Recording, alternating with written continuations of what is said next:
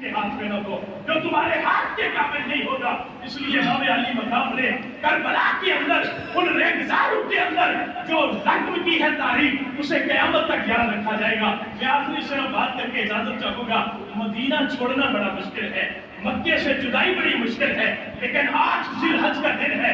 امام علی مقام اپنے بچوں سمیت، بیمار بیویوں سمیت جو ہے وہ وہاں کعبے سے نکل رہا ہے، قافلے کعبے کی طرف جا رہے ہیں اور امام کعبے سے نکل رہا ہے۔ لوگوں نے کہا کہ کون ہے اتنا عالی شان جو ہے وہ اپنا کنبہ لے کے، بچے لے کے ساری دنیا سے لوگ حج کرنے کے لیے۔ کل تو خطبہ حج کا ہوگا، وقوف عرفات ہوگا، پرسوں عید ہوگی، یہ کون ہے جو مکے کو چھوڑ رہا ہے؟ حضرت عبداللہ ابن عباس آگے آئے، عبداللہ ابن زبیر آگے آئے، عبداللہ ابن عمر آگے آئے، کہا حسین نہ جا، کہا تجھے شہید کر دیا جائے گا، رک جا، حج کو ادا کر لے۔ امام علی مقام نے یہ کہا مجھے پتہ ہے اس حج کے لیے، اس عمرے کے لیے میں مدینے سے پیدل چل کے یہاں پہ آتا رہا کہ آج مجھے صدمہ نہیں ہو رہا کہ ساری دنیا حج کرنے کے لیے کعبے کے اندر آ رہی ہے اور میں اپنے سارے گھر والوں کو لے کے باہر جا رہا ہوں۔ کیا مجھے اس کا احساس نہیں ہے کہ کعبے کی جدائی کے اوپر میرا دل قلب اور خون کے آنسو نہیں ہو رہا؟ لیکن امام علی مقام نے وہاں ایک جملہ کہا تھا، ان سے کہا سنو، تم بھی کعبے کا طواف کرو گے، میں بھی کعبے کا طواف کروں گا، تم بھی صفا اور مروہ کی سعی کرو گے، میں بھی جو ہے وہ سعی کروں گا، تم بھی احرام باندھو گے، میں بھی احرام باندھوں گا، تم بھی جو ہے وہ پانی پیو گے، میرے ساتھ بھی پانی کا معاملہ ہوگا،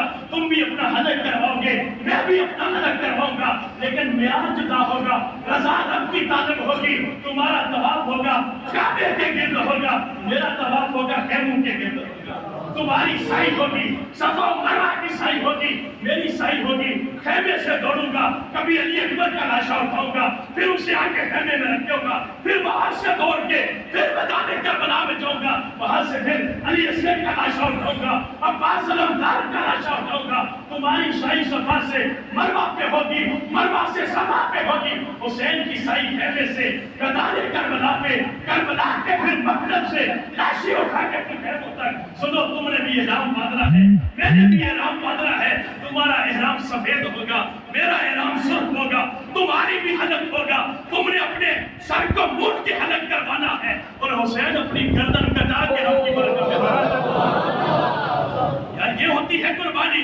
حسین نے کہا ہر جگہ پہ صرف طواف ایک جیسا نہیں رہتا، طواف بدل جایا کرتے ہیں، سائیاں بدل جایا کرتی ہیں، حلق کے انداز بدل جایا کرتے ہیں۔ میں کہتا ہوں امام حسین، واقعہ تو ہر کوئی بیان کرتا ہے، لیکن امام حسین جب میدان کربلا کے اندر اترے تو یزیدیوں کا 22,000 کا لشکر تھا اور حسین تنہا چل رہا تھا۔ یزیدیوں نے کہا یار تلوار رک نہیں رہی، تلوار رکتی کیسے؟ اس تلوار کے اندر استقامت ابراہیم آ چکی تھی، تلوار رکتی کیسے؟ تلوار کے اندر جلال حیدری بول رہا تھا، تلوار رکتی کیسے؟ صبر ایوب کا پیکر بن کے کھڑا تھا، تلوار رکتی کیسی؟ رضا اسماعیل بن کے کھڑے تھے، کہا تلوار رک نہیں رہی، اگر یہ اسی طرح چلتی رہی تو یزیدی ایک بھی نہیں بچے گا، حسین پھر بھی زندہ چلا جائے گا۔ انہوں نے کہا یار تلوار روکے تو کس طرح روکے؟ آج دیکھیں نا اذان ہو تو ہم کاروبار نہیں بند کرتے، نعرے حسین کے لگاتے ہیں، اذان ہو رہی ہو ہم ٹی وی لگاؤ، ٹی وی کے اوپر جو ہے ہم ٹی وی بند نہیں کرتے، آواز بند کر کے پھر بھی ٹی وی دیکھ رہے ہوتے ہیں۔ میں کہتا ہوں تو کیسا حسین کا ماننے والا ہے؟ حسین نے تو اتنے مارکت الاعلیٰ مرحلے کے اندر جب اذان کی آواز آتی ہے حسین اپنی تلوار نیچے رکھ لیتا۔ یزیدیوں نے کہا یہ رکے گی نہیں، کرے تو کیا کرے؟ کہا اذان ہو، اذان ہوگی تو یہ رک جائے گی۔ اذان کی آواز حسین کے کانوں میں پڑی، یار ہم دکان نہیں بند کرتے، گاہک کھڑا ہے بند کیسے کریں؟ ہم اپنے آفس کے اندر بیٹھے، گھر کے اندر بیٹھے، میں کہتا ہوں رب کی اذان بلا رہی ہوتی ہے، نعرہ حسین کا ہم لگاتے ہیں، لیکن حسین کی اگر محبت ہو تو حسین نے یہ اذان سن کے تلوار رکھ دی، تلوار رکھ کے کہا نماز نہ پڑھ لوں، کہاں پڑھ لو۔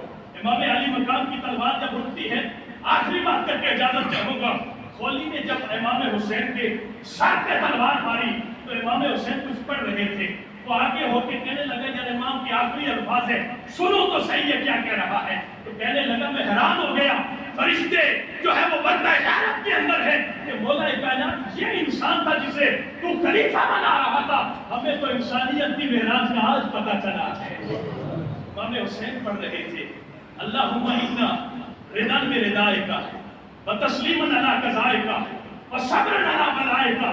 بولا حسین تو تیرے فیصلے پہ راضی ہے، تو بھی راضی ہے یا نہیں راضی؟ بولا جو مصیبت حسین پہ آئی حسین نے صبر کر کے اس مصیبت کو اپنے دامن میں لیا ہے.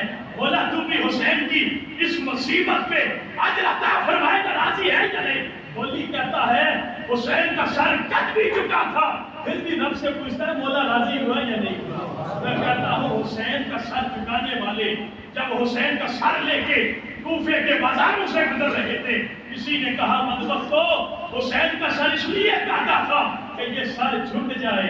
کٹا ہوا سر ہے لیکن پھر بھی سارے سروں سے آج بھی اونچا نظر دکھائے. حسین تیری عظمت کو سلام کہ تم نے اس دین کے لیے قربانی دے کے ہمارے لیے قیامت تک جو درس چھوڑا ہے، قیامت تک ہمارے لیے جو پیغام چھوڑا ہے، قیامت تک تو نے ہمارے لیے استقامت، صبر اور اللہ کی رضا کے لیے جو مثال قائم کر دی ہے. میں کہتا ہوں بندہ اگر ہر لحاظ سے ٹوٹ بھی جائے، حسین کے ایک دن کا واقعہ اگر پڑھ لے تو رب اسے دوبارہ جذبہ حیدری عطا فرما دیتا ہے. اللہ ہم سب کی حفاظت فرمائے، حسین سے محبت عطا فرمائے. ہم نماز جمعہ کا وقت ہوا جاتا ہے، آپ سنت عطا فرمائیں. اس کے بعد نماز جمعہ ہوگی. حضور قبلہ اعظم قبلہ شہزادہ صاحب کا اس کے بعد نورانی اور ایمانی خطاب ہوگا، اس کے بعد دعا ہوگی اور محفل کا اختتام ہوگا. وآخر دعوانا الحمدللہ رب العالمین. مرکزی دربار